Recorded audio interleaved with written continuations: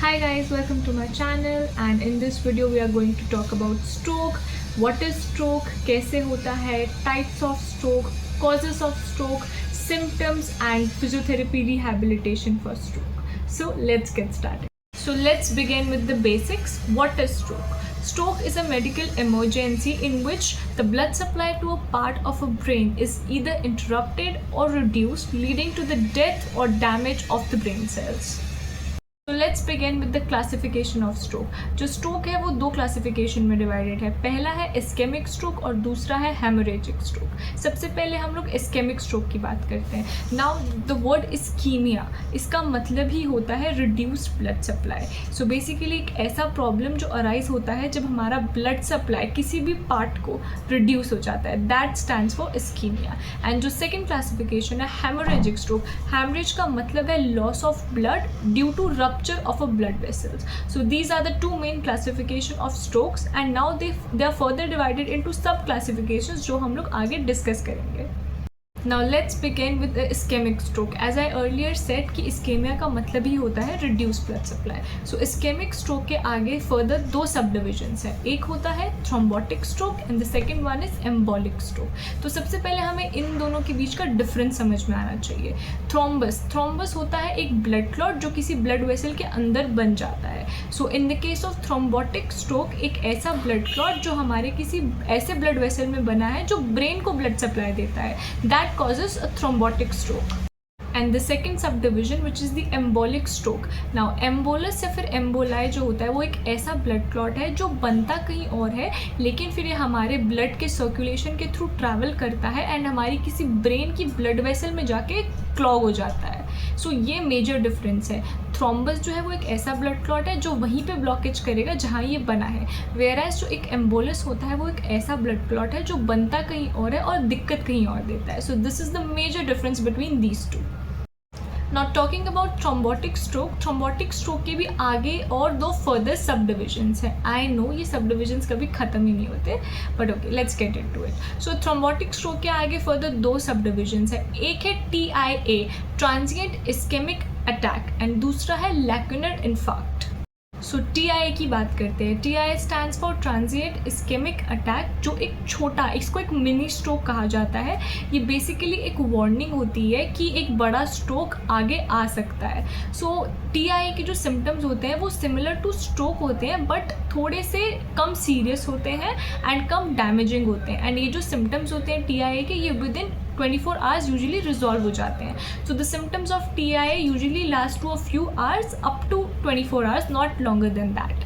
The other type of thrombotic stroke is lacunar infarct जो usually high blood pressure के patients and diabetic patients में देखा जाता है.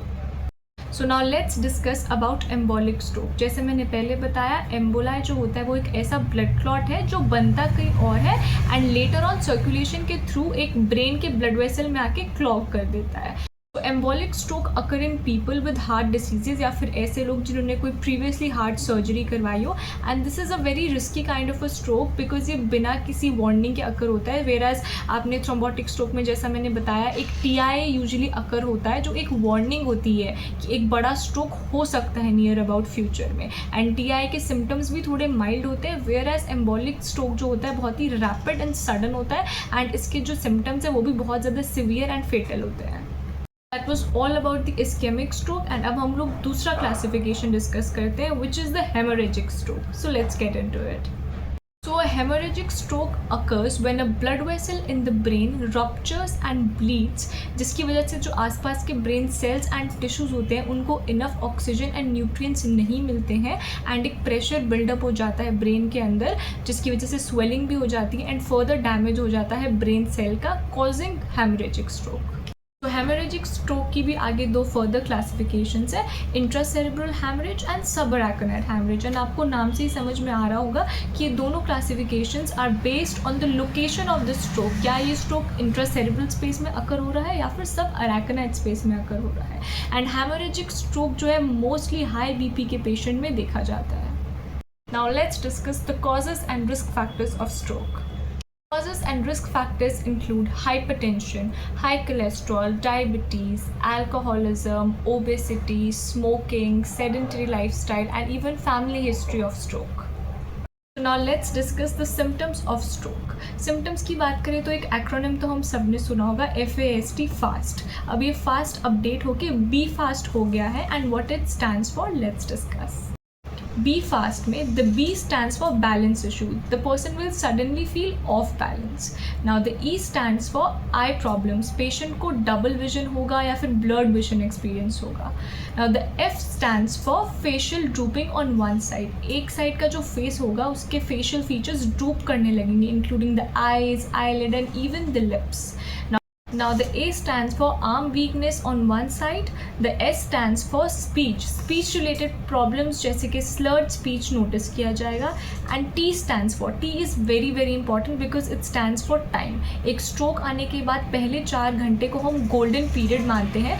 अगर इन पहले 4 घंटों में patient को medical care मिल जाए then उनके बचने के chances बहुत ज़्यादा high होते हैं because the medical rehabilitation works best in the first 4 hours after stroke. So if you ever notice these be fast वाले symptoms in anybody around you, be very quick to call the emergency.